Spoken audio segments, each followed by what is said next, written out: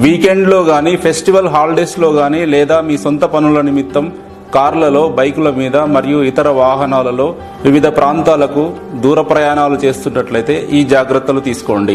అతివేగం, అలసట, నిద్ర లేకపోవడం, మద్యం మత్తులో బండి నడపడం, తెల్లవారుజామున ప్రయాణం, బండి కండిషన్లో లేకపోవడం ఇలా వివిధ కారణాల వలన రోడ్డు ప్రమాదాలు జరిగే అవకాశం ఉంది. ఎక్కువ దూరం ప్రయాణించాలి కాబట్టి అనుభవం ఉన్న డ్రైవర్ ఉండాలి. అదేవిధంగా స్పేర్ డ్రైవర్ ఉంటే ఇంకా మంచిది. ప్రయాణానికి ముందే బండి టైర్లు, లైట్లు, బ్రేకులు సరిగా ఉన్నాయా లేదా చూసుకోండి.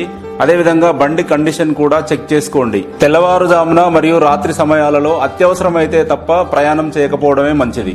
నిద్రమత్తు, అలసట అనిపిస్తే సరైన పార్కింగ్ ప్లేస్ ఉన్న చోట బండి ఆపి విశ్రాంతి తీసుకోండి. బండి బ్రేక్ డౌన్ అయినట్లయితే రిఫ్లెక్టివ్ ట్రయాంగిల్స్ అమర్చి రిపేర్ చేయండి. అదేవిధంగా స్పేర్ టైర్ ఉండేలా చూసుకోండి. కారులో వెళ్తే అందరూ తప్పనిసరిగా సీటు బెల్ట్ పెట్టుకోవాలి.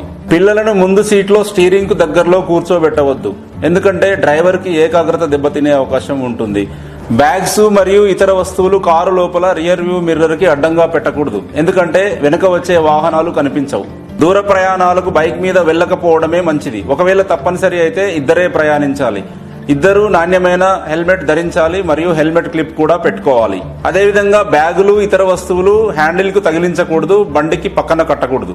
పిల్లలను పెట్రోల్ ట్యాంక్ పై కూర్చోబెట్టకూడదు.